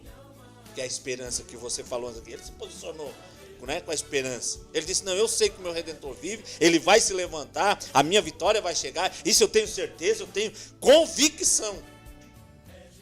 Então, para você que está passando talvez por alguns dramas, aleluia, na sua vida, né, e você pode até estar sentindo momentos de depressão, né, talvez você está sentindo calafrios, porque às vezes, mano, eu tomo muito cuidado. Eu sou espiritual, eu sou pentecostal, eu sei das ações de Satanás como possessão maligna, mas às vezes a gente confunde. Às vezes a pessoa diz que está com calafrio, ou está sentindo, não consigo dormir noite, a gente já pensa que é uma possessão, é um maligno. Não, às vezes é os ataques em outras áreas que Satanás está investindo ali, e a pessoa está sentindo como um ser frágil, aí ele sente essas reações, porque o nosso corpo tem reação. E eu sempre digo, há um perigo dos espiritualistas que é espiritualizar todas as coisas. Então a gente tem que ficar focado na palavra de Deus. Pode acontecer que você está passando por esse momento, né, de angústia, de tristeza, é pela situação que está ao seu redor. Não porque Satanás está em você e está, né, não, é porque você está passando por esses momentos difíceis. A esperança de Jó é, eu sei que ele vai vir. E você também pode ter essa esperança e ter essa certeza, porque a Bíblia nos dá essa garantia. O profeta profetizou, tu és meu, eu sou teu, eu te tomo pela mão direita, eu não vou te largar, eu não vou te deixar. Tu não vai ficar sozinho nessa luta. Tem um hino muito lindo que eu, né, hoje de manhã até estava escutando, que é aquele Conta Daniel. Fala Daniel, aquele hino é maravilhoso, porque conta a expressão de uma prova vivida pelo um homem, né, que sentiu. Eu às vezes o texto não diz, mas como o homem, será que Daniel enfrentou o leão assim, sem tremer as pernas? Será que ele não sentiu medo? Ele tinha esperança, ele sabia que Deus, porque ele tinha convicção. É a mesma coisa Jó, e Deus estava lá com ele, no tanto que o leão não fez nada. Tem a gente que crê no espiritual, a gente sabe, né? Aí a gente diz, é porque Daniel não cheirava a carne, ele cheirava o espírito. A mesma coisa é Jó. Jó, ele teve essa posição porque ele também não cheirava a carne, ele cheirava o espírito. Por isso a convicção dele não foi abatida quando ele sentiu tudo isso, quando ele ficou com olheiras, porque não dormia, quando seus olhos ficou vermelhos de tanto chorar pela situação, mas ele tinha certeza, por isso que ele não pecou. Então você pode estar passando por tudo, aleluia, pode estar com os olhos vermelhos, você pode até ter uma expressão na Bíblia que diz, o choro dura uma noite. Agora vem a parte boa, né? Mas pela manhã, ao despontar o sol, a alegria virá. Se apegue a isso. Quando você estiver passando por momentos difíceis, busque a palavra de Deus, que você vai ver que ali vai ter palavras de incentivo, de força, que muitas das vezes tem momentos que pessoas nenhuma vai incentivar nós como a palavra de Deus. Tem um hino que tem essa expressão, né? Que tem vezes com o silêncio, né? A gente está ali tão aflito, quer ficar só quietinho. Eu estava conversando com um irmão e ele passou por um momento difícil. E ele disse que ele ficou 21 dias ficado dentro do quarto, só aceitava a mulher dele e a filha dele entrar no quarto. Um momento difícil ao seu redor, ele se apavorou, né, que a gente chama de crise do pânico, né? E ele tentou se clausurar, ficar ali enclausurado dentro daquele quarto ali. E ele disse que graças a Deus ele conseguiu vencer. De 14 comprimidos, hoje ele toma só um. Mas tá, vamos dizer, ele faz 6 meses que ele está na bênção, que Deus tem levantado, tem saído. Ele disse que ele acreditou no que Deus podia fazer e hoje ele está bem. É isso que nós temos que fazer. E não é pecado a gente passar por esses momentos. Não é pecado a gente ser humano, a gente está num mundo de aflição, né? Agora eu levo essa palavra de Jesus, mano. Agora tem uma razão que vai fazer nós vencer melhor. É quando nós conseguimos estar animados. Porque isso Deus deixa para conosco. A expressão de Jesus ele vai dizer, né? Deus também vai dizer para Josué, vai dizer em outros versículos na Bíblia, a expressão é: tende bom ânimo. Essa expressão, numa expressão popular, quer dizer assim, ó, esteja animado. Ah, mas está caindo tudo. Mas esteja sorrindo. Esteja sorrindo. Essa parte é nossa. Não perca a esperança. Essa parte é nossa. Ele diz, eu vou te ajudar, mas tu vai passar. Vai passar ali. Irmão, quantos, né? Nós temos aqui em 4 pessoas, mas quantos que estão nos ouvindo que já passaram por momentos tão difíceis? E até estão passando, às vezes. Estão até passando, às vezes. Mas a palavra de Deus é: ei, não perca a esperança. Fica animado, fica animado. Um diz que foi 9 meses, outro 1 ano, né? Ninguém sabe o tempo que foi, né? O fato é que foi real, né? Eu passei por uma aprovação com meu filho que é autista, né, por muitos anos. E às vezes a gente ficava... Mas teve um ano que foi fatídico. Que eu sempre digo, aquele ano era um ano do tudo ou nada. Foi um ano que eu me senti, eu e a minha esposa, só eu e ela, para chorar um no ombro do outro. Nós ia para a igreja, parece que nós entrava na igreja, saía da igreja, nós éramos desconhecidos, sendo conhecido por todos. Eu não reclamei do pastor, não reclamei dos obreiros, não reclamei, porque eu comecei a entender, Maurinho, naquele ano ali, porque sabe onde é que eu fui entender o que eu não estava entendendo quando aconteceu, que a gente começou a ficar meio afastado, parecia que as pessoas, né, não coisavam, era plano de Deus, porque até a minha família, que nós temos bem unido, entre os irmãos e a minha mãe, até eles não foram mais na minha casa, não me procuraram mais. Eu ia na casa da minha mãe, saía, parecia que era um desconhecido. Aí eu fui entender, tem coisa de Deus aí. Mas foi o ano do tudo ou nada, foi o ano que Deus disse assim: teu filho vai sair curado dessa. Hoje, né, quem conhece o meu filho aqui, Maurinho, né, pode até que dê para perceber assim, algumas sequelas, mas coisa mínima. E às vezes, se você conversar com ele, nem vai ver que ele é autista, que ele tem outros problemas, que um retardo de 4 anos, que ele foi um menino de 4 anos que ele fez a pai. Mas naquele ano, né, eu estava numa expressão de angústia, de tristeza, que eu disse, mas todo mundo. E a minha vitória veio pela boca de um mendigo que eu recebi na minha casa. O testemunho não vai dar para me dizer que, mas não foi de um mendigo que estava no meu portão e ele disse para minha esposa: o dono da casa tá, não, então eu vou esperar, eu só entro a hora que o dono chegar. E quando chegou, ele tomou um banho, fez a barba, e lá no banheiro ele começou a cantar um corinho, e ele começou a falar em língua estranha, e quando ele entrou na cozinha, ele profetizou a nossa vitória, a nossa bênção. E daquele ano, tudo mudou, tudo foi diferente. Maravilha. Então não perca a esperança. Confia, Deus está do seu lado, está ali. Né? Quando vinha o pensamento de você dizer assim, Deus não está me ouvindo. Não, Ele está ali ouvindo, Ele está ali cuidando. Ele igual com o Jó. Você vai ler tudo, né? Só lá no 38, 37, que Deus vai se manifestar. Mas você parece que Deus não estava ali, mas Deus estava ali mesmo oculto, Deus estava cuidando de Jó. Deus estava pelejando por Jó. Deus está pelejando por você. Deus está cuidando de você e da sua família. E a palavra para você é: não perca a esperança, esteja animado, a vitória é sua em nome de Jesus. Amém. E não largue, né? Não largue. Enquanto você... Sim. A síntese do tópico 1 é: a tragédia de natureza econômica atingiu Jó tanto na esfera comercial quanto na esfera do campo. Maravilha. Enquanto você explanava esse comentário, esse lindo testemunho, e eu lembrava-me de Jacó, né? Diante daquele quadro, daquela situação, e ele se agarrou ali e disse: não te largo e não te deixo, enquanto não me abençoares. Então, deve ser a nossa atitude. Deve ser atitude. Muitas vezes você está desanimado, você já está querendo parar na trajetória, está achando que não tem mais jeito, se sentindo culpado de certas coisas. Que Jacó foi lá ter com Deus e ele disse, e agora o que é que vai ser? Foi eu que aprontei. E lutou com o anjo, lutou com Deus.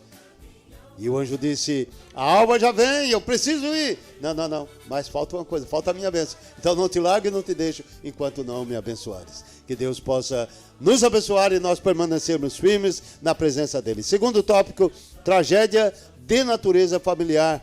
Primeiro subtópico, filhos. A tragédia que se abateu sobre Jó foi de fato catastrófica. Ele perdeu em um só dia seus 10 filhos de forma calamitosa, 7 filhos e 3 filhas. Muito bem, ainda antes de entrarmos aqui no comentário, temos alguma participação aí, que mudamos de tópico aqui, então vamos ver se temos alguém aí, botar o Antônio a trabalhar um pouquinho aí. Temos aqui os irmãos que curtiram aqui a publicação, Elisa Vieira, Juliana Castro, lá de São Bento do Sul, Amém. Lu Vieira, o irmão Osiel Andrade, que cuida também da quinta-feira, da sede, Marcos Estevam, nosso obreiro aqui da sede, José Paulo Borges, se não me engano é da Nova Fazenda, que também cuida ali da missão. Isso aí. Maravilha, obrigado, Antônio. Deus abençoe. Então, queridos, nós vimos que o inimigo das nossas almas, Satanás, ele ocasionou transtornos na vida de Jó. Em um dia que os filhos deste, então, patriarcas, começavam ali as suas festas, né? Estava ali, era o costume, nós já vimos em outras lições que os jovens ricos, abastardos daquela época, tinham esse costume de fazer esse tipo de coisa assim. Então nós vimos que neste dia ali, então, começou uma grande catástrofe familiar para Jó. Ele perdeu os seus filhos, mas ele apresentava os seus filhos diante de Deus. Jó se preocupava com a reputação dos seus filhos. Jó, ele levava os seus filhos até diante de Deus. Jó era um pai zeloso. Mas mesmo sendo um pai zeloso, a tragédia um dia bateu na sua porta. Jó era um pai intercessor, mas um dia a crise se instalou em sua família. Jó levava os seus filhos diante de Deus. E no mesmo dia em que perdeu todos os seus bens, chegou-lhe a amarga notícia de que seus filhos, reunidos na casa do primogênito, sofreram um trágico acidente. E a casa desabou sobre todos eles. E a notícia era que estavam mortos. Gênesis 1, 18 e 19 nos diz assim, não sei se está aí, irmão. Na sequência não está, né? Então nos diz assim, enquanto ele ainda falava, veio outro e disse, teus filhos e tuas filhas estavam comendo e bebendo vinho na casa de teu irmão mais velho. Veio um forte vento do deserto, atingiu os 4 cantos da casa, que caiu sobre os jovens e eles morreram. E aí o mensageiro disse, só eu escapei para trazer essa notícia. Certamente um tornado, um ciclone, direcionado por Satanás, com a permissão de Deus, com a direção certa. O propósito era fazer Jó blasfemar de Deus, perder a fé no seu Redentor. Nós vimos aqui que o vento atingiu os 4 cantos da casa. E isso me chama muita atenção. Outro dia até estava desenvolvendo alguma coisa em cima desse assunto. Porque, seja, ele derrubou todos os alicerces, os 4. Se derrubasse 1 ou 2, talvez a casa ainda ficasse meia de lado. Mas ele derrubou os 4. Quer dizer, não deu chance para que a casa não tivesse outra condição a não ser desabar, cair. E agora nós vimos um pai arruinado financeiramente e que precisou sepultar os seus 10 filhos em um dia. Perder um filho já deve ser lamentável. Mas perder os seus 10 filhos em um dia só. A pergunta é: como este homem voltou do cemitério? Como este homem recomeçou a sua vida? Como este homem encontrou o alento para dar os seus primeiros passos após tudo isso? Jó havia perdido coisas, havia perdido pessoas, havia perdido os bens, havia perdido os filhos, estava despojado de suas riquezas, de sua família. Jó estava reduzido ao nada.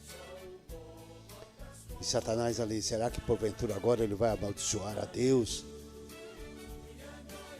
Será que porventura agora ele vai então agora negar ao seu Deus? O irmão falava sobre o lado do sofrimento psicológico, que tem um ponto mais na frente que nós vamos ver, porque Satanás ele torturou em todas as áreas e torturou dos lados psicológico também. E eu faço uma meditação que talvez ali até os que rodeavam, como você está falando, as crianças e tal, os que rodeavam certamente fariam como fez a sua esposa, né? E esse teu Deus? E agora? O que tu tem para dizer para nós, ó, sobre esse teu Deus? Esse é um lado psicológico que mata o ser humano. Mas nada disso abalou a estrutura espiritual de Jó. Aí no versículo 20, aí 22 do capítulo 1, não sei se está aí na sequência, se não tiver a gente lê na íntegra para o começo do versículo. Ele diz: então Jó se levantou, achou? Jó 1, 20 e 22. Jó 20 diz: então Jó se levantou, rasgou o seu manto, raspou a sua cabeça e se lançou em terra e adorou. Maravilha. Então nós vimos que ele se levantou, rasgou o seu manto, rapou a sua cabeça. Quer dizer, ele teve uma atitude. E essa atitude de rasgar as vestes, rapar a cabeça, ela estava demonstrando a angústia de Jó, porque era assim a atitude de quem estava angustiado, quem estava abatido. Jó, em suas emoções, ele demonstrava que era humano, capaz de sentir tamanho golpe na sua alma. Só que ele não perdeu a sua fé, ele adorou ao seu Deus, não pecou contra o seu Criador, nem culpou Deus por nada que estava acontecendo. E isso para desespero de Satanás, que estava por ali na espreita, observando. E ele pensava: não blasfemou, será que ele não vai blasfemar contra o seu Deus? Mas ele se mantinha firme, adorando ao seu Deus. Vamos falar um pouquinho da sua esposa? Segundo subtópico, esposa. A frase amaldiçoa a Deus e morre, atribuída à esposa de Jó, é uma das mais chocantes do livro. Talvez por isso seja objeto de várias explicações. Muito bem. Nós até falamos alguma coisa, né, no outro programa sobre essa frase, amaldiçoa a Deus e morre. E muitos autores, muitos teólogos tentam suavizar essa frase quando a interpretam como sendo uma ironia feito pela esposa de Jó. E mediante tudo isso aí nós somos um pouquinho mais a fundo e nós vimos que essa palavra hebraica, barak, que aparece no texto, interessante, que essa palavra ela não é amaldiçoa, ela é traduzida como abençoa.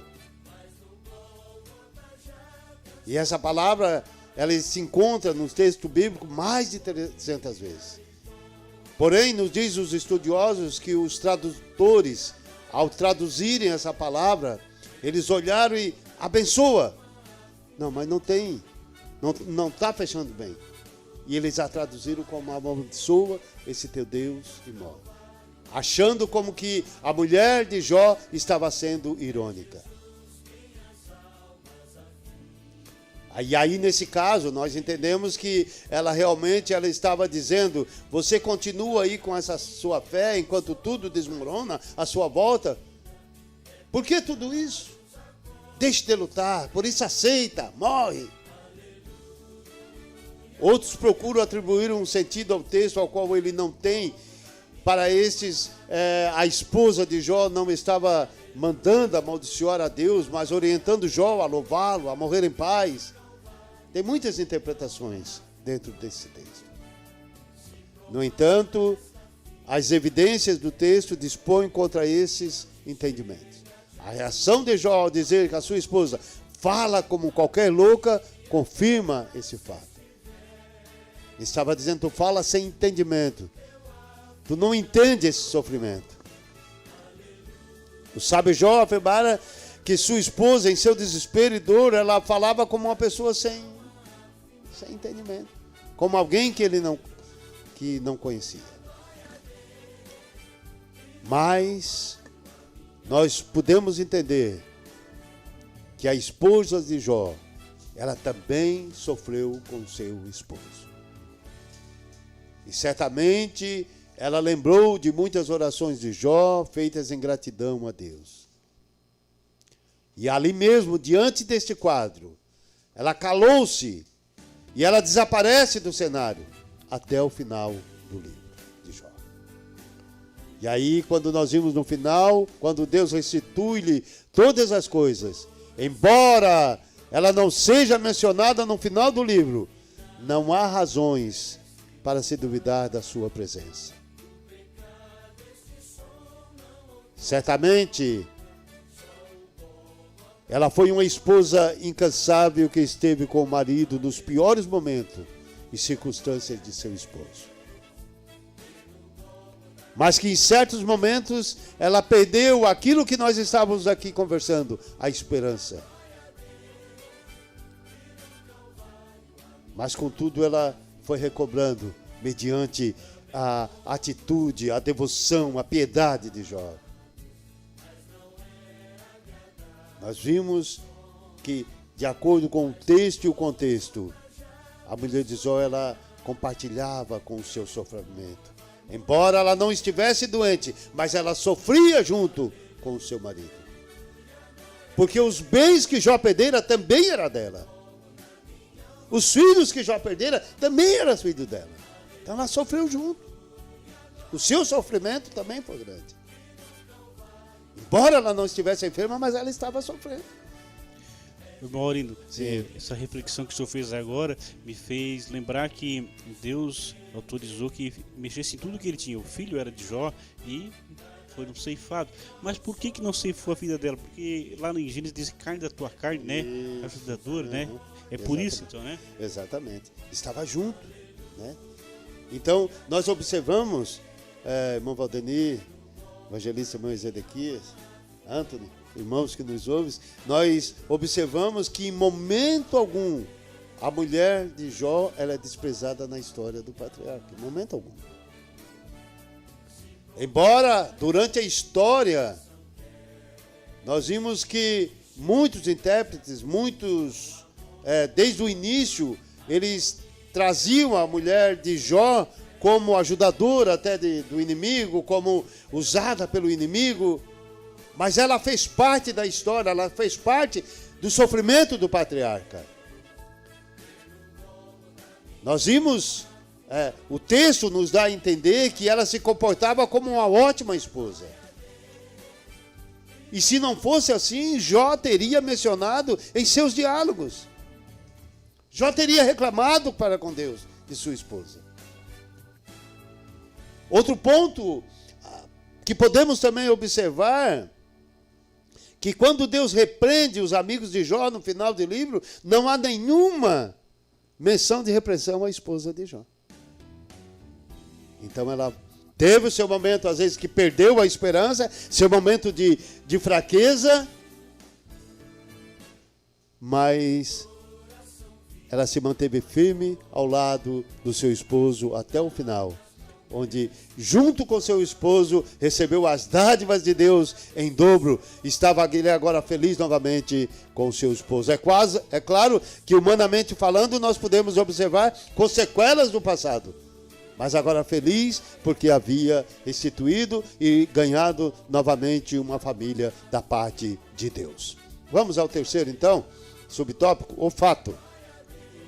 Sim. Tem a parte 2 aqui, não tem? Sim. Que fala assim, ó.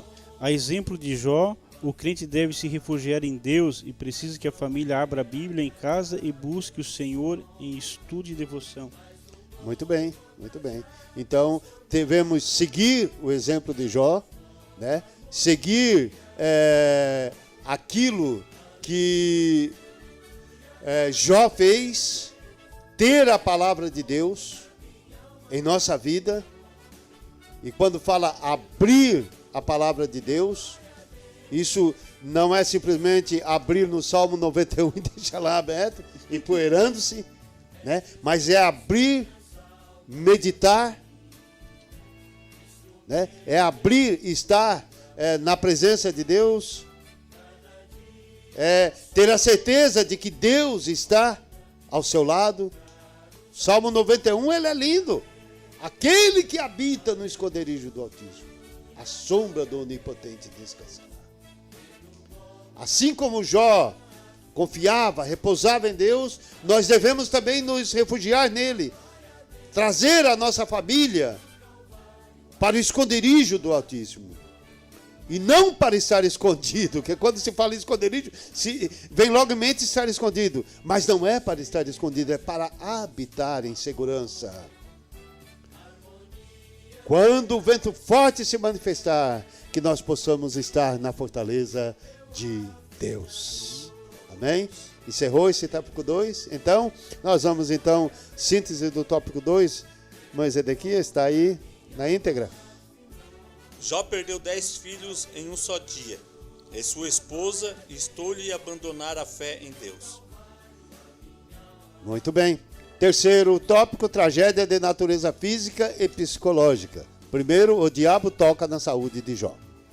Depois que o diabo viu o seu plano fracassar, pois o patriarca não sucumbiu à tentação, mesmo diante da dizimação de seus bens e familiares, o adversário agora tem a permissão divina para tocar na saúde de Jó. Agora o adversário desafia o Senhor a danificar a pele de Jó. A pele interna. Porque a pele externa ele já tinha dado umas rabiscadas lá. Mas Jó suportou tudo. Jó, ao perder suas riquezas, sua família. O adversário agora ele acha que se o corpo de Jó, os ossos e a carne sentir o toque de Deus, ele não aguentaria mais esse drama. Certamente sucumbiria. E aí, na ocasião, nós vimos que Deus, ele perguntou novamente a Satanás: observaste o meu servo Jó? Não há ninguém na terra. Isso aqui é lindo, né? Não há ninguém na terra como ele. É um homem íntegro, correto, que teme a Deus, se desvia do mal.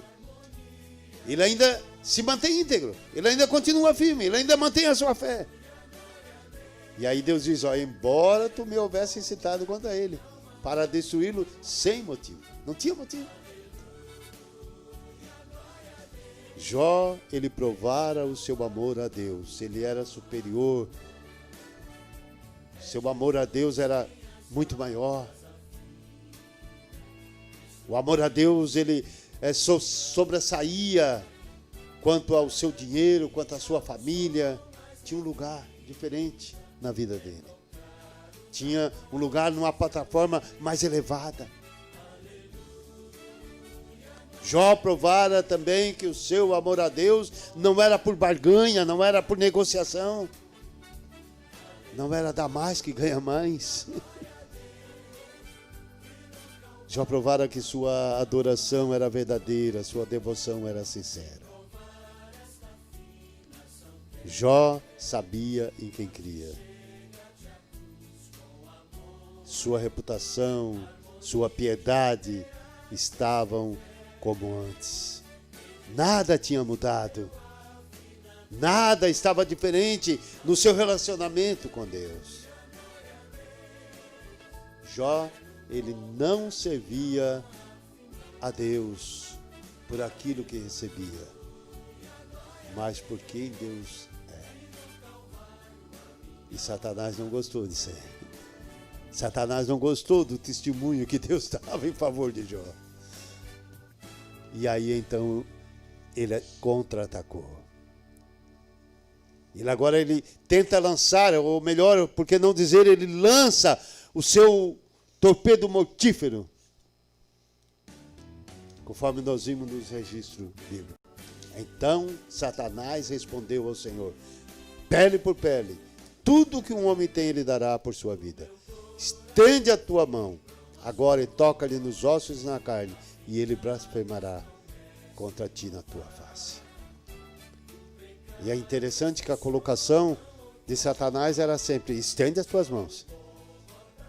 Né? Queria que Deus fizesse, para poder também acusar a Deus. O argumento de Satanás era que ninguém ama mais a Deus do que a si mesmo. O amor próprio ele é um sentimento inato da pessoa, ele é uma defesa natural. E ele agora acusa: toca na sua pele, toca nos seus ossos.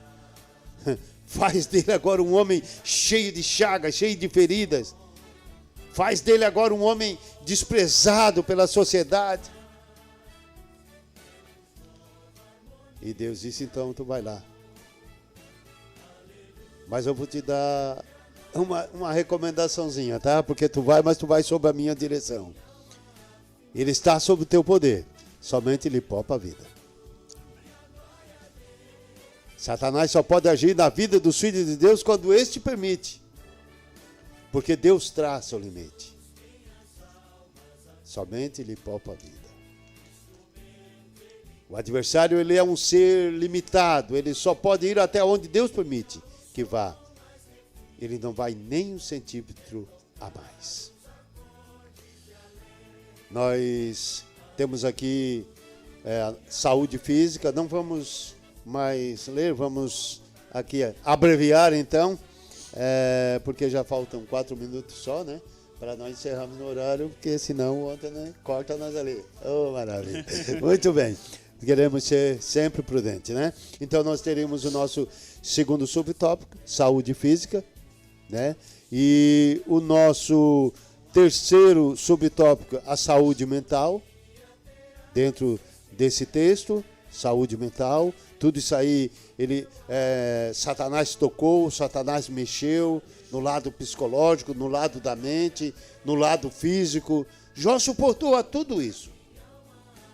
E aí nós vamos então ver a síntese do tópico 3. Além de perder bens e familiares, a tragédia atingiu a saúde física e mental de Jó. Obrigado, evangelista. E agora a nossa conclusão para encerrarmos. Conclusão da nossa lição. Nesta lição vimos o drama de Jó, que foi provado de uma forma dura no seu trabalho, família, saúde. Somente um homem com uma fé inabalável mantém sua lucidez diante de tantas catástrofes. Somente o Senhor pode manter o fiel de pé diante das calamidades dessa natureza. O diabo chegou ao ponto máximo de pressão contra Jó, mas não conseguiu executar o seu intento. O patriarca permaneceu de pé diante da provação. Obrigado, evangelista. Então, encerrando, queridos, nós queremos dizer que Jó é um grande exemplo de fé, paciência para todo o povo de Deus da Nova Aliança, do Novo Testamento. Para todos nós que servimos a Deus. Ele é o exemplo de fé e de paciência. Que Deus abençoe a todos, em nome de Jesus. Evangelista Ezequias e suas considerações finais. Só agradecendo a Deus, né, por essa lição maravilhosa, né, que nós aprendemos nesta manhã, e que a nossa fé possa se manter sempre inabalável, aprendendo com esse patriarca. Né, que você possa, nesta manhã, né, tomar posição e uma disposição de enfrentar os problemas de frente, confiando que Deus é com você e que a vitória é sua, em nome de Jesus. Amém. Diácono irmão Valdenir. Glória a Deus. Queria agradecer a paciência dos irmãos de ficar conosco esse tempo, né? E fazer o convite para amanhã de manhã lá na Assembleia de Deus de Cabeçuda, Escola Bíblica, a partir das 8h30 da manhã. Maravilha. Antônio, também dando seu parecer final, e se tiver mais alguma participação ali, já levando a tona. Quero agradecer a oportunidade aqui, agradecer os ouvintes que estão ouvindo. Eu tinha esquecido, tinha um irmão aqui, Jorge Fazol, que disse que estava gostando muito da live. E tem o irmão Silvio Fidelis, que curtiu aqui depois. E quem tiver amanhã ou outras vezes que vai estar gravada a IBD, quiser ouvir de novo ou compartilhar para alguém que está precisando. E amanhã, se na tua igreja tiver a IBD, pode ir lá escutar um pouco mais da palavra. Maravilha. Isso. Maravilha, Antônio. Deus abençoe. Amanhã também aqui na sede, né?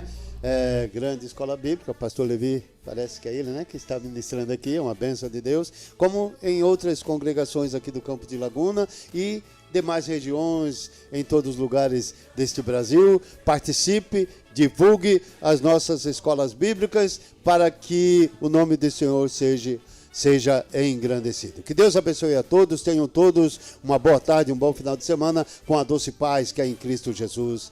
Amém.